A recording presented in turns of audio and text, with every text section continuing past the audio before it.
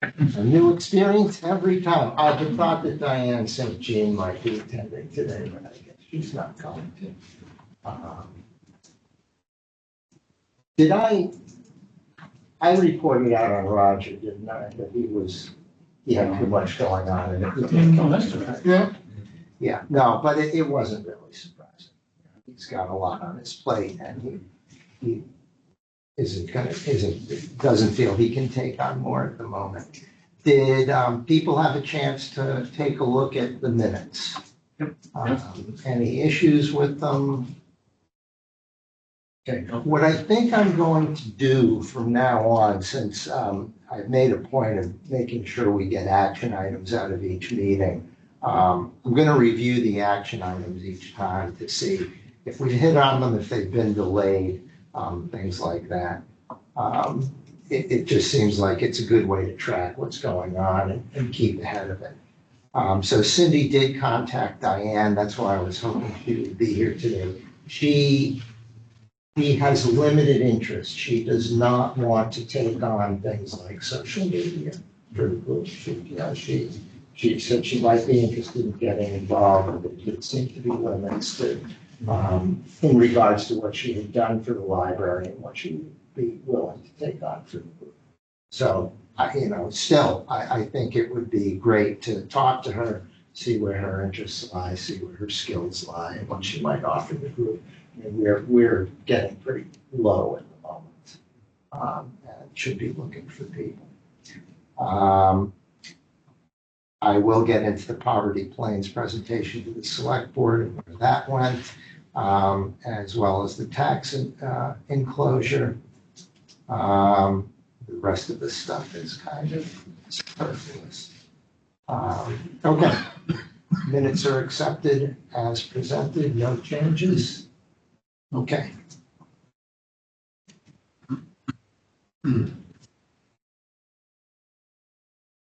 So CPCNH had its members meeting and monthly board meeting as well after the members meeting. So this is the annual members meeting. They're talking about moving to 2 a year. It was actually pretty interesting. Some of the things that directly concerned us was that they had to approve the net metering agreement for Poverty Plains, which they did contingent on legal review and acceptance. There's not anticipated to be any problems, but we've heard that before, so you never know. I did present to the select board a week ago, last Monday or something like that. They were very receptive. They didn't let me finish my presentation. They said they just wanted to vote on it, and they voted to approve it. The interesting thing was that I think I might have mentioned that Connor had invited some members of the school board to the meeting, both virtually and in person. No one showed up. But he said he was going to be meeting with them in addition to that on Thursday. And he basically presented what I had presented to the select board, and they were interested. The school, whoever he met with on the school, I don't know if it was the whole school board. It was a Thursday during the day. That doesn't sound like the school board to me. But I believe he spoke to Deanna Red and someone else. I don't know who. And they were interested. It was going to take them some time to pull together agreement and information. I need, just as for the town, I need to do a load analysis on what their requirements are. They were talking about not getting it done until, a couple of months. And, what I told Connor, and he said he had conveyed that to them at the time, was that there is a limited amount of time. People are going to be signing up for this. As we mentioned at the last meeting, there's a project in Somersworth, which was 100% subscribed by the town. So if you get something like Nashua interested in this, they're done. And that is always a possibility. So you know, if they make it in time, they make it in time. If they don't, that's the way it goes. There's not really, they didn't want me to present to them. They don't appear to want, want us to participate other than perhaps pulling together the load numbers, and maybe they won't want us to do that either. Anyway, we'll see what happens with it. Whatever happens, happens. There was a lot of new information on the last, 4 months, since November, what happened.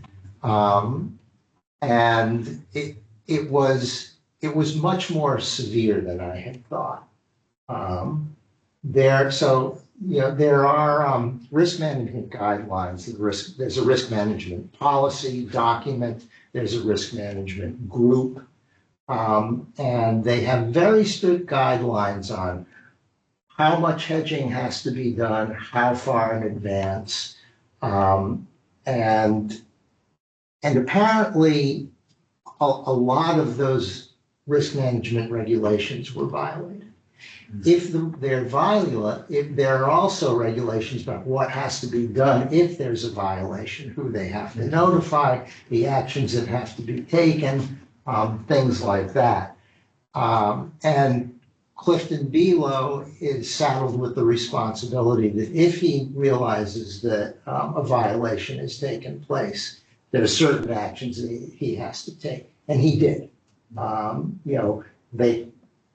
It's possible that they should have happened a little bit earlier and caught some of this further in advance, but they didn't. They're also, I have some questions for the Risk Management Committee in that it seemed like there were some contradictions and the most significant one was there are hedging requirements. As I said, you have to hedge by a certain percentages, certain amount of time in advance of when the power purchase, of the time factors involved. They call them UAP 3, 4, and 5. They've got strange names for them, which I don't understand. But at the same time, there are limits to the dollar amounts that they are allowed to hedge by. And it seems as though that's in conflict. If you have a requirement that you have to be hedged by a certain amount at a certain point in time, if the price on the market for that far in advance is beyond what you're allowed to use, I don't know what your solution is there. And that wasn't addressed, and it didn't seem like it was appropriate to get into it at the time. But I am interested. I want to know how that works. So this explains why the sequence of events happened. And it was pretty clear that the person who was responsible for this was Brian Callen. Cliff Below is the one that has to call a meeting if he sees a violation has taken place. But Brian, as CEO, is the one that needs to make sure that those violations don't take place in the first place. So this hedging issue was in addition to the biomass contract that failed? Well, that must have complicated it because they were clearly counting on that. But the risk management guidelines don't allow that to be an exception. They could have participated in that as a means of reducing their costs in the future, but still abided by the hedging guidelines. Yeah, so it's both. Yeah. So that was pretty interesting. Clifton reached his 3 years, which is apparently the maximum term you're allowed to serve as board chair. And he had been saying he was going to be stepping down, and I think he's probably quite relieved to step down. I mean, he will still be doing an enormous amount of work on the various dockets that are before the PUC and DOE, as well as going to the legislature, but at least he won't have the load of being chairman of the board. I'm blanking on the woman's name who took it over. She's been doing a lot of the financial work, and she seems very good. I think she'll do fine in the position. One of the things that they've introduced as a result of what happened is there's a bunch of new modeling that they're doing, which takes far more things into account, things that they should have known about. And I had a question in Henry's office hours a week or two ago. And I said, the problem was that we didn't know about the things that we were supposed to know about and should have been modeling. What confidence, and it's my feeling that I don't remember if it's Calpine or the other contractor that they have, but they're advising on these models. They're the ones that do the modeling. They're advising on what needs to be modeled and what factors are important. And, my question for him was, do we have any level of certainty that we're now looking at the things that we need to, or is there something else that's gonna, catch us out? And he didn't like the question. Gee, that's too bad. Imagine that. So, he felt like I was attacking Calpine or the other company, and I wasn't. It was a legitimate question, and I'm not sure how he could have answered it, other to go back into the history of how we had gotten into the situation we had, and was there justification for that? But it didn't happen. He wasn't happy with my question, and he kind of threw it out. But He thought you were asking if he was still beating his wife. At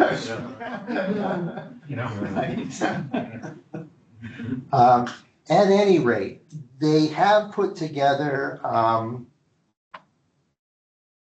lot of new models, both of their cash situation and predictions. They run Monte Carlo analysis on this. They come up with 50 and 5% probabilities, and they are doing a lot more, and I'm impressed with what they've done. I'll get to these graphs in a second. I forgot what I was going to say, so I'll get to the graphs right now. So this is looking at the cash situation going, I think, a couple of years into the future. There we go. And as you can see, we are here. So the healing process has a ways to go. The coalition is going to be cash flow negative for a while, for a good portion of this year, even under the good scenario. And the good and bad scenario are not that different. Now, the difference is that they do have a commitment from, I believe it's from Calpine, that they will be extended credit. Calpine has approved the measures that have been taken and is confident that the cash flow situation will correct itself, in the next 8 months or something like that. So this is the projection now of what they're doing. There are some significant unknowns. The main one being what's going to happen with the utility price structure. Now that the utilities are actually on the spot market, and they're talking about increasing the percentages from 30% to 50% or more. And the whole issue of it being advantageous for them to underestimate, since for the time being, I believe the costs of the underestimation are still being corrected for through the stranded cost charge, applied to everyone. Now, I may be wrong in that, because this is an active issue before the PUC. Whether or not they have a stay against that, I don't know. that's some of the variability involved. Now, they have a consultant, his name is Golding, I'm blanking on his first name. Do you know him by any chance? He is extremely bright. He's doing his own models, and he did a model of how Eversource is coming up with the rate structure that they have and what the effects of it are. And he analyzed it over the past quarter, and basically what he said was that they were going, that by his analysis, they were ending up undercharging by something like $5 million.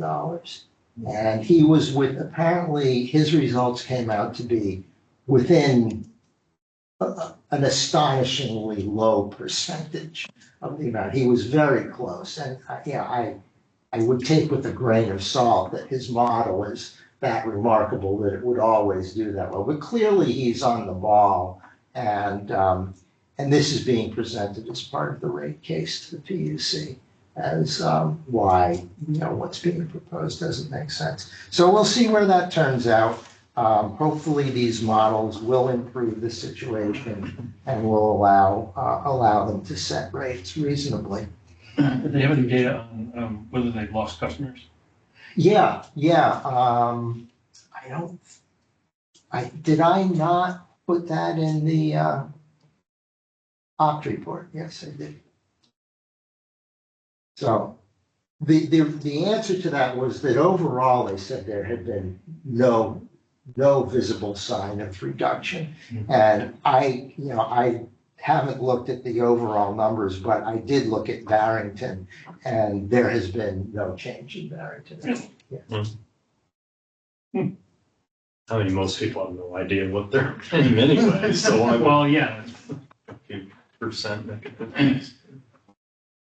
Yeah, I think we actually had more opt-ins than outs for the period. Yeah, slightly. I mean, the numbers are inconsequential, but the net effect has been nothing has happened. So people are either not paying attention, or they may be saying, well, we're still ahead of where we were, and they are. Yeah, I think that's probably right. It's probably 80% of the people aren't paying attention. Right. Or if they are, it's a few bucks. Right. Why would you want to go through the trouble, and then when it changes again in a few months, then you got to change back, right? So. Right. Yeah. No, I don't think that's a strategy that most people are interested. Who wants to pay attention for that kind of attention for a couple of bucks? Yeah. So there seems to be very little on that front. I did get in touch with Tiffany and proposed this. Did people look at this? You can look at it now. It's not very long. I knew it would have to be short for. What is this? I'm sorry. This is the insert for the tax mailing. Oh. That we wanted to have a few things in there so that people would remember that we exist and so pay attention to some of the things that might be important to them. Yeah. And Tiffany said she would, I had submitted it in plenty of time, but she said there is a space limitation because they address tax issues on the same enclosure and space can be limited. So we'll see where it ends up. I told her that, I would leave it to her discretion to modify or cut as necessary, and we'll see where we end up.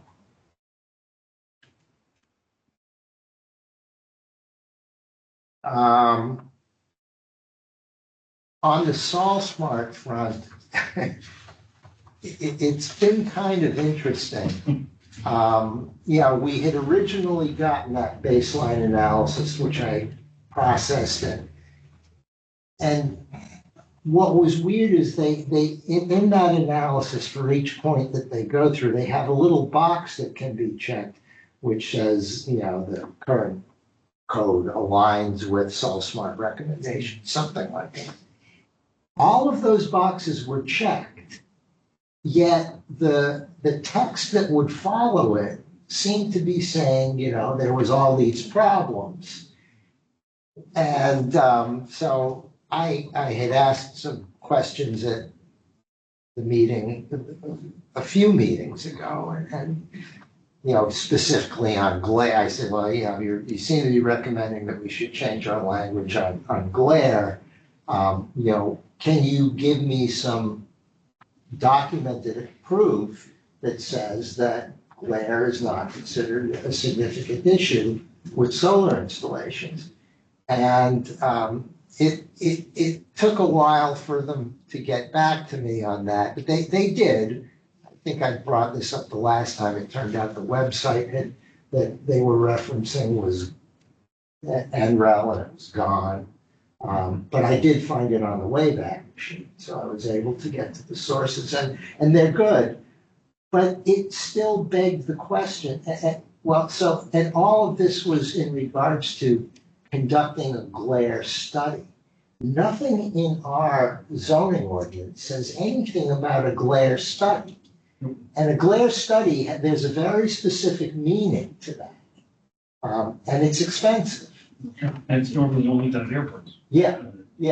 And, so I looked through the comments that Zach had sent me, and most of it is from the FAA, some of it is from NREL.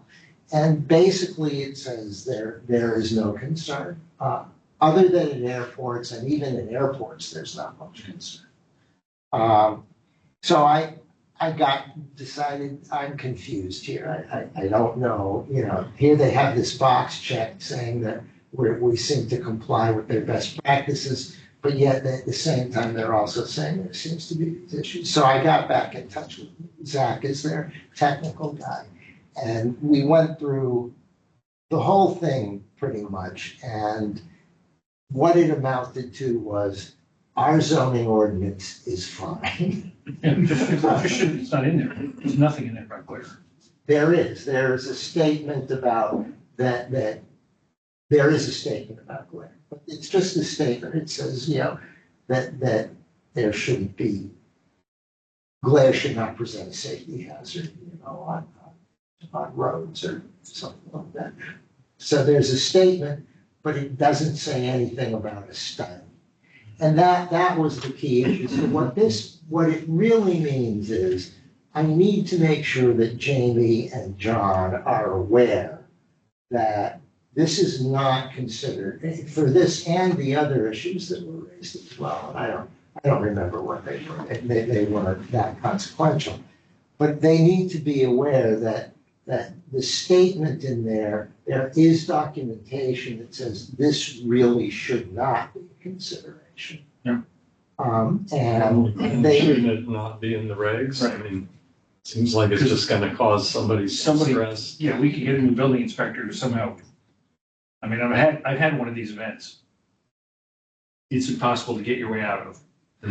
well, It's a and mess. they advise that we should not, at least we should not insist, and we can't insist on much anyway.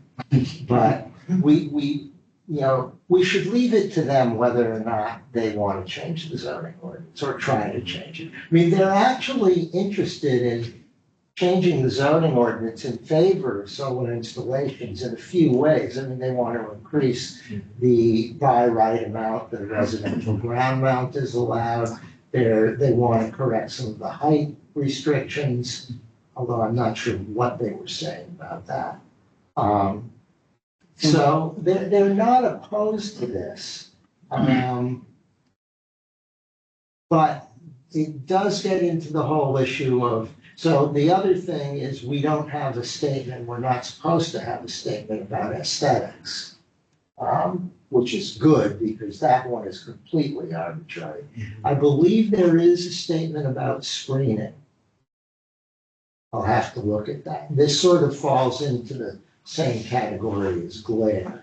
There's a statement, but there's nothing solid about it. There's no requirement involved. So what I want to make them aware of is that the recommendations are that these statements should not, are, under best of circumstances, they wouldn't be there. And given that if they are there, they're pretty much, they have no force of law. They have no power. Yeah, I think we should be as aggressive as possible with it about the About glare removing issue. them. Okay, The screening one, I suppose you could make a case for, treating your neighbors well and, doing some kind of screening things to make them happier. But I don't know how you put that in an ordinance, but the glare thing should not be in there. That's trouble. yeah, I regard the glare thing as being very similar. This is primarily for larger scale ground mount installations. And if you have, a minimal screen on the boundary, which would mean a row of trees or something, you're pretty much covered. This is, as far, they're worried about glare on the drivers. I know, I just don't think it should be in there at all. I think we Okay. should push really hard to get rid of that one in particular. Okay, well, we can do the best we And can, I'm only saying that because I've actually been there. and not in Barrington. No, but building inspector picked up on that one word and went just down the road with it. Well, that's why I did come up with the documentation that very clearly states that glare is not a concern, that modern panels do have, they need to have anti-reflection technology for efficiency measures. So they are not considered to be a problem. They're less of a problem than a body of water. Yep. As last time I checked, someone can build a pond on a farm and, there's no guidelines.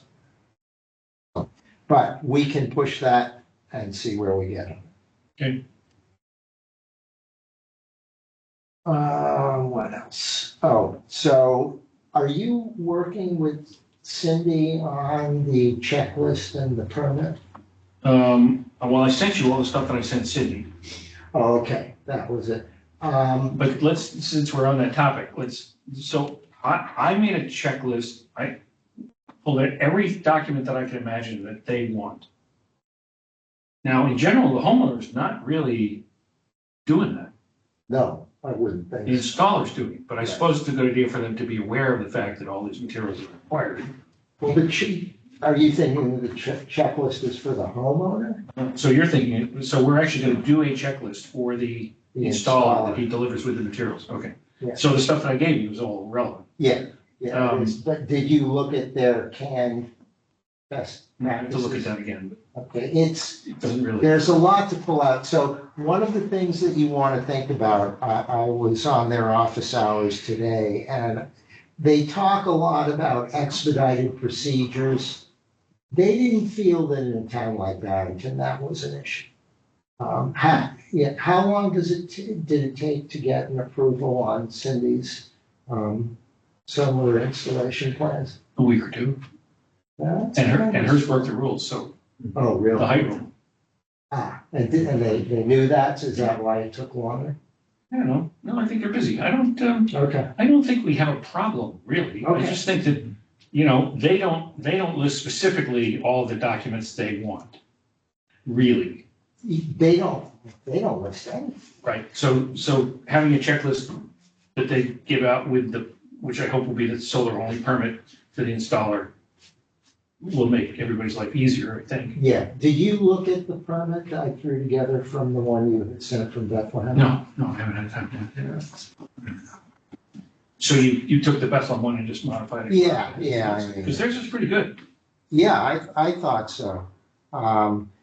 I guess one of the things we want to think about is, do we want different checklists, or probably not permits, but maybe a checklist for residential and a checklist for commercial utilities? It's all the same, It's all the same? pretty much. Let's see. So-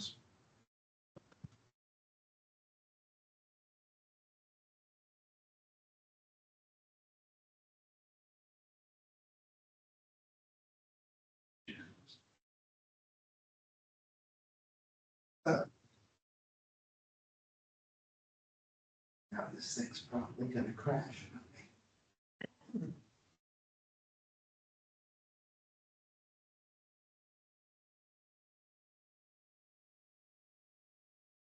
this is what I threw together. Let's see for sure. Tell me when you want me to go down.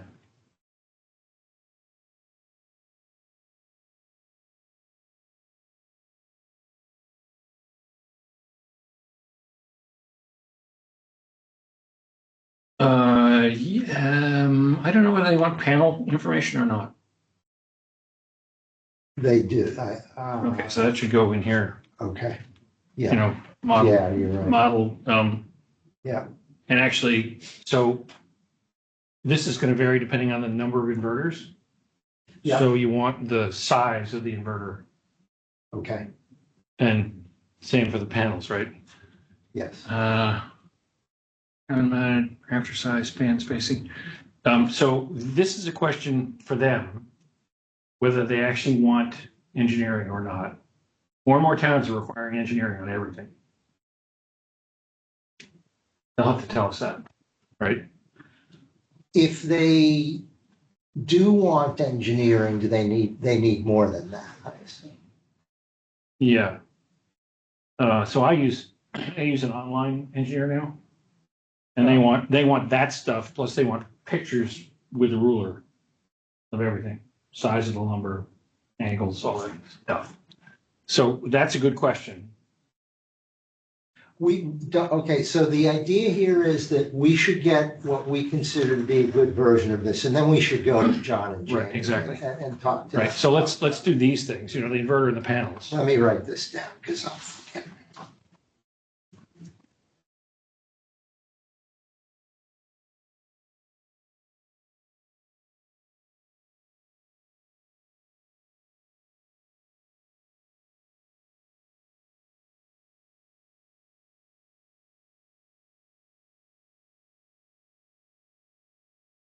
And this should be 1741 SB, I think.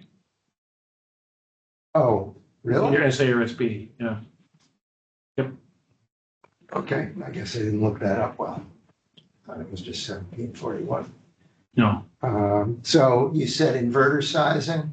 yeah, the inverter AC capacity and quantity. And then same for DC size and quantity. And then you get total AC rating, total DC rating. And maybe you ought to just flip these because that's the order you put inverters and panels first and then AC DC rating after it, Okay. just for kicks and giggles. Yeah, no, you're right. No. And then, yeah, let's leave this the way it is and let's ask them what they think. Okay.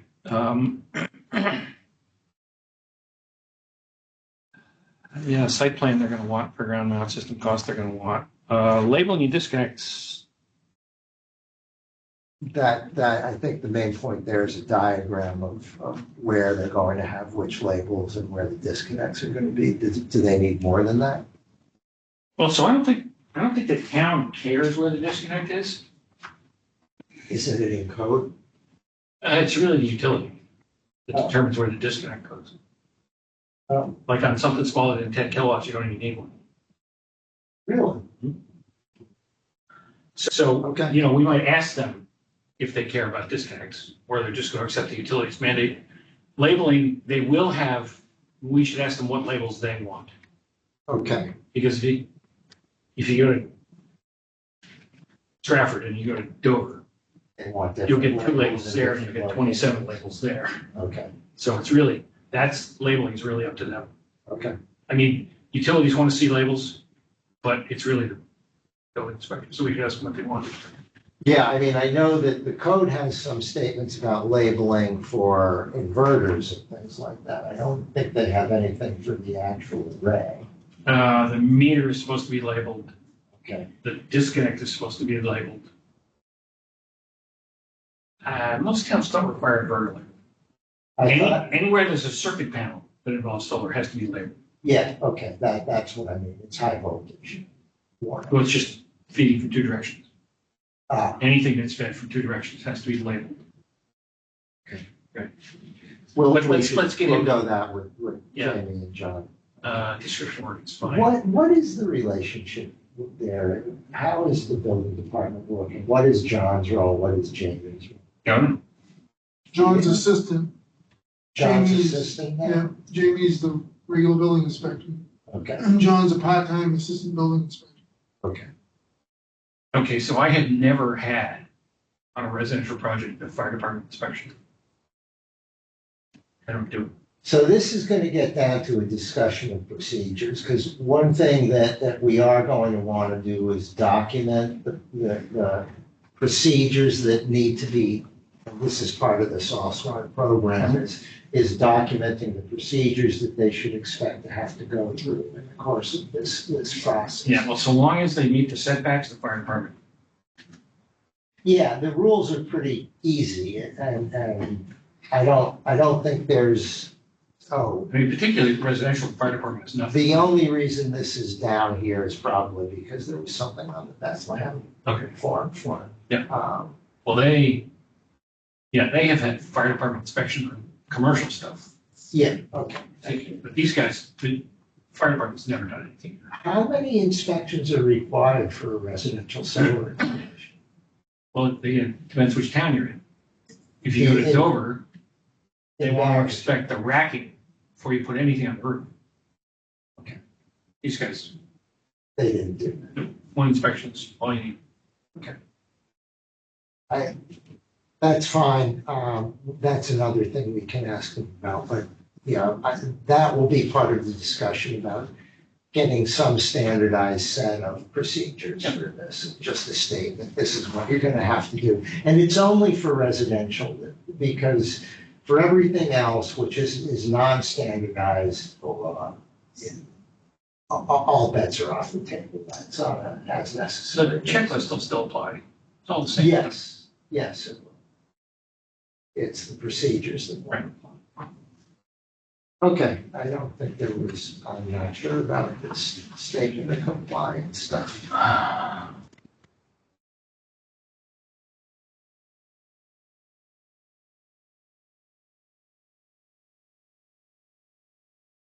Well, that you want, for sure. Which the installed work will Yeah. comply with applicable codes Yeah. without stating what the codes are. Yeah. Okay. That's the way this thing are always written. Okay, in that regard, what you're gonna wanna look at, because I started this and I got into the weeds very quickly.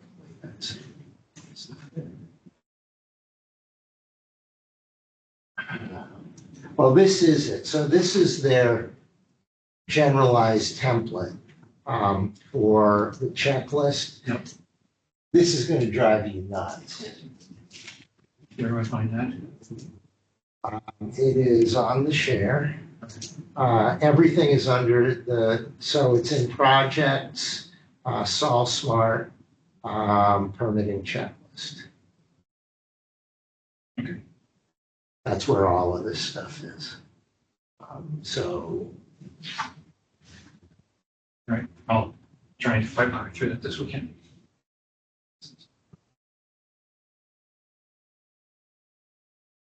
pass them backwards. So I started to mark it up and I rapidly got to the point where I decided I'll let Jack worry about this. So I'll look. Yeah.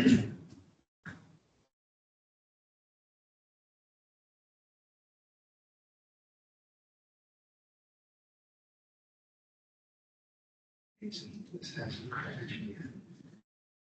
Okay. You want to tell us about the week with the library? Because Doug hasn't heard. Well, so, on the 14th, they're actually handing over the money to the town, which is something. The only outstanding issue is, planning board approval for the placement of the array, and the array is 15 feet inside the boundary, so there's no issue really. It's just, it should take, I mean, really should take 5 minutes, but I'm a little, having not done one of these, I'm a little uncertain about exactly how much detail they need. I mean, I have a survey map, You'll need a site plan. and well, it's- Yeah, because I know you did the survey map, yeah, yeah, so so, and the size, you know. that's all done. That's all on Yeah. one map.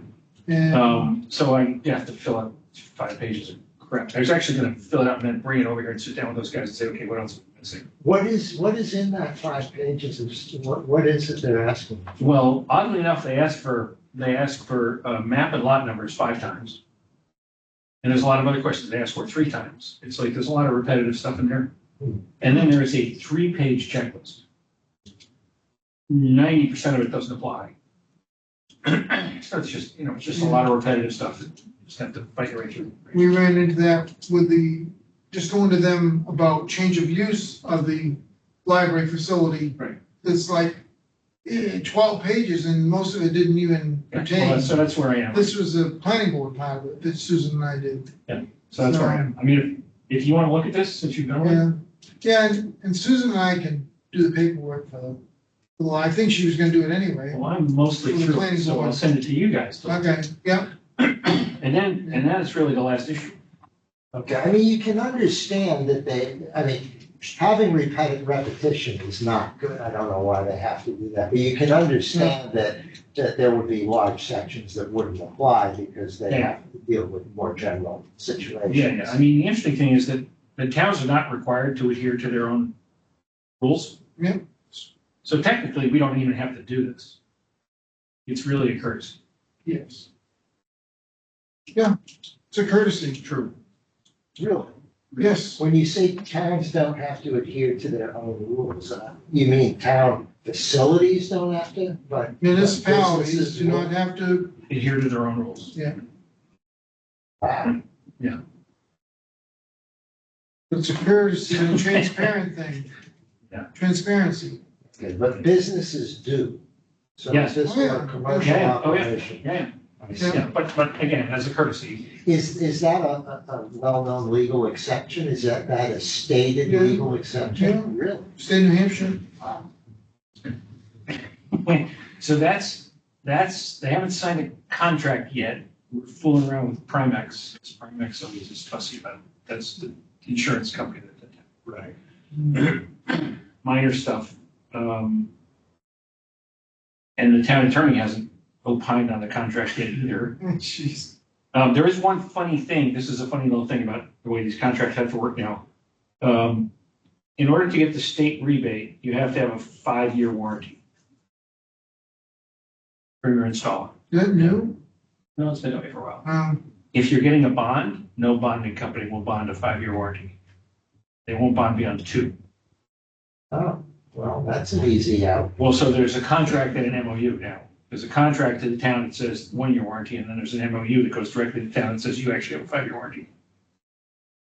That the bonding company never sees. No, okay, let's not get too worried about that. No, We'll that's have not a a problem. bond We did it with, yeah. we did it with this building too, so it's not, that's Okay. not an issue. So, tomorrow we're going over to measure the roof and make sure what we can fit. I think we'll probably fit more than what we planned on.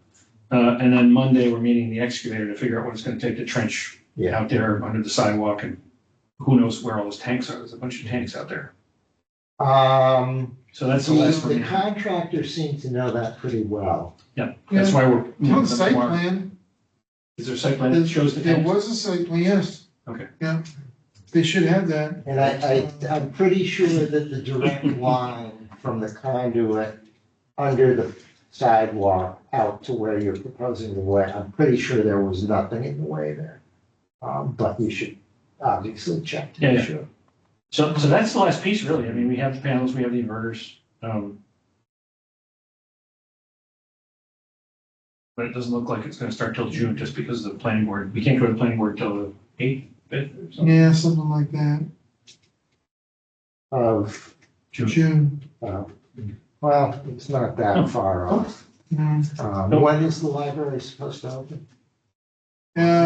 July, right after, Independence Day, July 5th or 6th, or Okay. maybe it's the Monday after. So we could I try to remember now. Yeah. Ribbon cutting is the 10th, but there's a soft opening before that.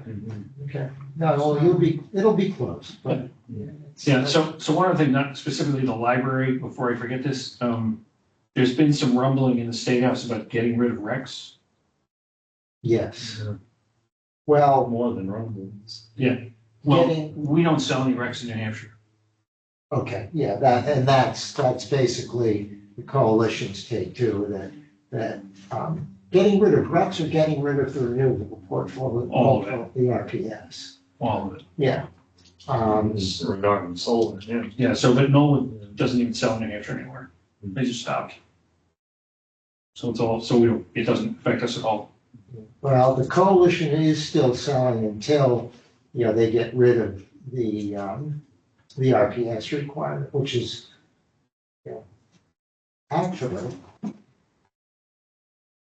I'm not gonna make that statement, I'm not confident enough on what's going on there. But they do anticipate that there would always be a market for their wrecks outside of the state. During the library, I actually don't think I've seen the map of where the ground mounts are gonna be. Want to see it? Yeah, if you got it handy, just was curious. You emailed it to me? Probably.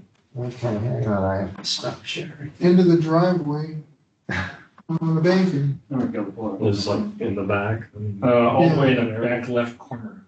yeah. And actually, you notice that there's a drainage ditch that goes around the corner. Yeah. It actually sits on top of that. Mhm. So it's as far back as we could get it. Yeah. It involves cutting trees in the corner, but Yeah, I was just curious because I was over there, well, doing some landscaping I got work it. and then we were looking at the trails that Yeah. go into the woods from there. And Yeah. there is a trail that comes from that corner. You're talking the northwest corner, kind of. I mean, I don't think it'd be a problem, but we were thinking, oh, it'd be nice to be able we'll to just go out reroute into it. the woods. Yeah, we'll just reroute it a little bit. Yeah. I mean, I don't know if you're gonna have fencing around it at Yeah, that. just, It has to be fenced. just, actually, it doesn't have to be done. Well, But we are doing it. we were told by 3 or 4 different contractors that because of the 480 power. No, It has to be scrimmed at minimum. scrim. Well, there's material that goes on the back of the panels to keep everybody away from Oh, all this stuff. But we are gonna put a stockade fence around 3 sides. Mhm. So people can't, walk in there and bang their heads. so the side that it's not gonna be on, I The take back. it is the boundary? Yeah. Okay. But so you'd be able to go around to the left of it? I mean, without- Well, there's actually, there's a fair amount of room here Mhm. Yeah, before that slope goes down. yeah. Right. But I think this is probably going further over that way, but we'll, Yeah, so it's you and I take a look look at at it. the trail. Yeah, I was just curious, 'cause we're thinking about, gee, it'd be neat to like make a nature trail back Yeah. there and there's some interesting. Yeah, but the trail's over to the left quite a bit more. Yeah, Yeah. you know, where there's the Yeah. opening. Yeah, I thought Yeah. it was. Yeah, I don't think it's a problem. the whole. Well, it goes down. And it actually goes the into the whole next narrow property bed. over. So it's What right is over. this, apparently one of the plans that John Driscoll had looked at, there is something about a provision Shared for, entrance? yeah, Yeah, Yeah. the original plan. and There's the is curb that, so is Charlie Moreno's property going to constrain what you can do in this area because of that? Charlie, anyway?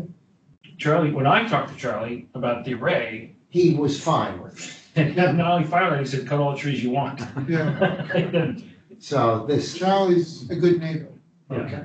Charlie's a good neighbor. but when the facility, when the urgent care ended up doing something there, they gave up that second entrance there that's shared with the other, with oh, Charlie. They gave that up with the state. I So see. there'll be So if there is an quite a entrance concern with there, the state if we try to do that entrance over there. well, And there's talk about that, Really? there is. yeah. Why? We'll talk about it later. Okay.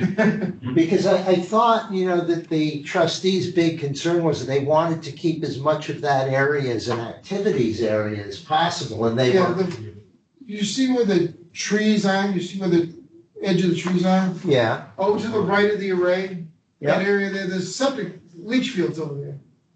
And they want to use that for, kids and activities and things. They're also talking about putting a fence up between 125 and that open area to keep what, kids from here? going out to the road. Oh, So So, but that's, But you're saying they're That's in talking planning about stage. renewing an entrance feature there? Which would, I assume, go back. We'll talk about that later, I guess. yeah, it was given up when the urgent care,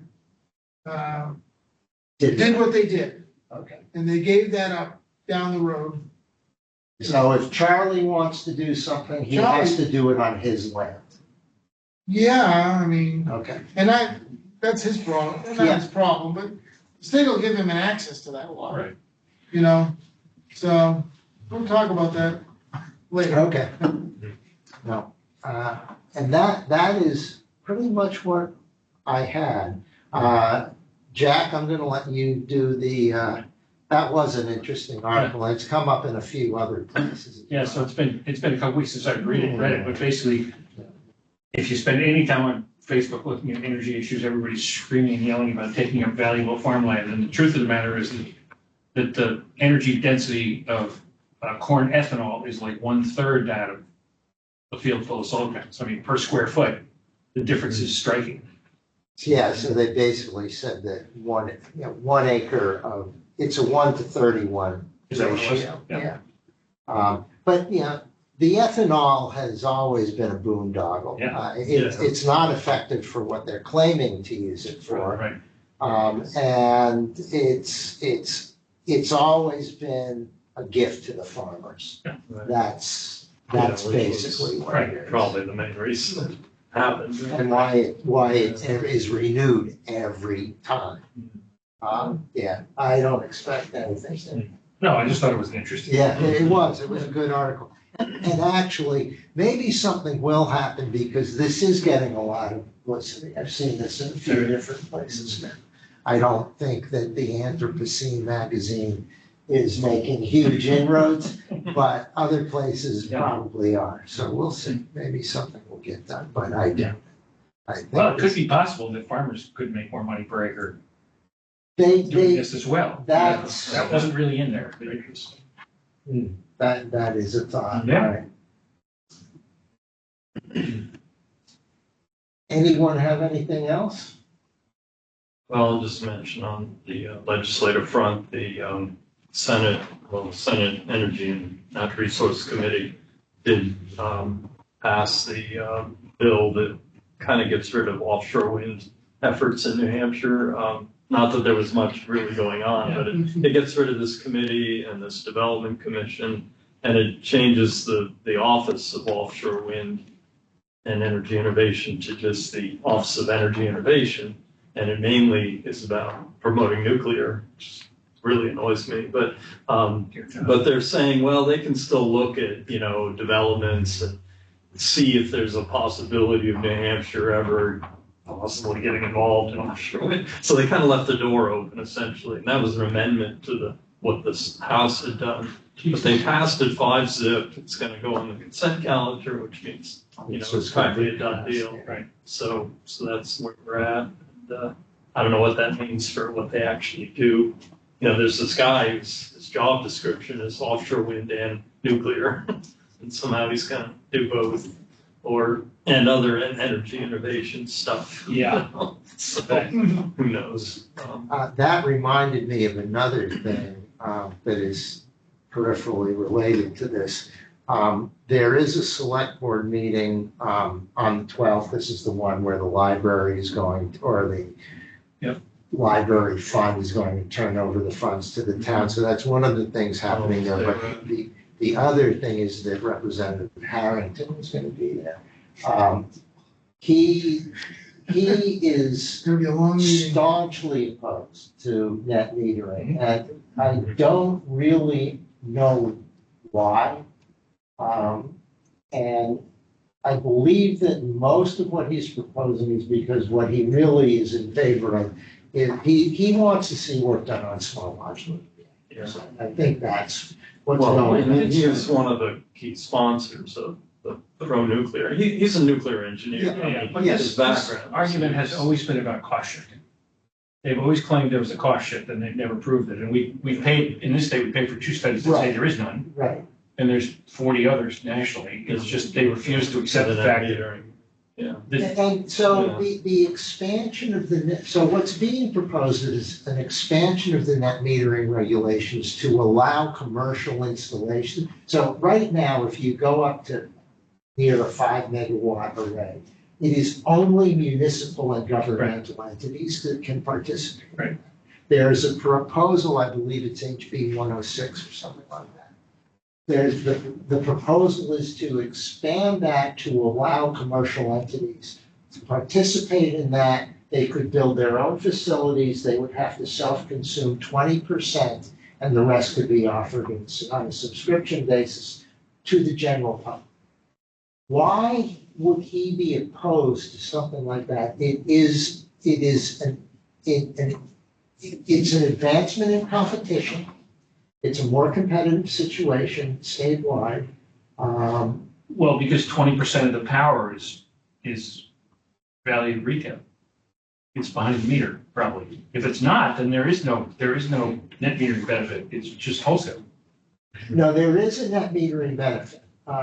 If it's behind the meter. Well, If you're- obviously for behind the meter, there If will. you're directly connected to the utility and you're over 100 kilowatts, wholesale. That's it. There's no delivery or transmission benefits. There's no any of that other stuff. It's just what the utility rate. So, But this is an extension of those benefits to the commercial sector. So it would be the same way that it is currently applying to the Poverty Plains project. well, but I mean, right now you can install 5 megawatts of power behind a meter in New Hampshire. Right. There's no limit on behind the meter. Right. That's true. So long as you use it. That's not the situation they're talking about Right. in this bill. They're talking about you can do a 5 megawatt project directly connected to the utility, but only sell it to municipalities. But the only value they're getting for that energy is the value of energy. There's no other component. So It's So not there is no really net net metering. no, it's not. That's the thing. The stuff that he has a bone to pick with is anything that's net metered, where someone gets more than 8 cents per kilowatt hour. That's where his thing is. 8 cents being the. Default rate. Oh, right. No, I was thinking you were talking about wholesale versus retail. No. So, I don't know. I mean, he's been a net metering devil for. But this doesn't sound like it's really net metering in any sense of the word. No, I think it's probably more like he just doesn't want. I mean, in the He same doesn't way, want to penalize Eversource and the other utilities. That would be my guess, right? Yeah. that may be the More like- case. So the But group, when it comes to nuclear, he doesn't have any concerns about the cost. I mean, I can't believe that they don't see that there's an issue with, pricing and all, or, how to. Why is he coming to this meeting? He's a representative of the yeah, parents. they're basically the reps and senators and executive council that invited, or maybe they just make the rounds as a matter of practice too. Never heard of it before. But No, is it- Yeah, it's well, new. Not in my time.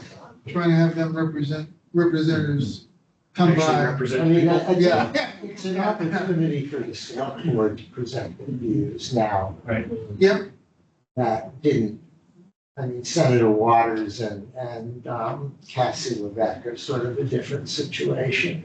They're pretty well aligned with our select board.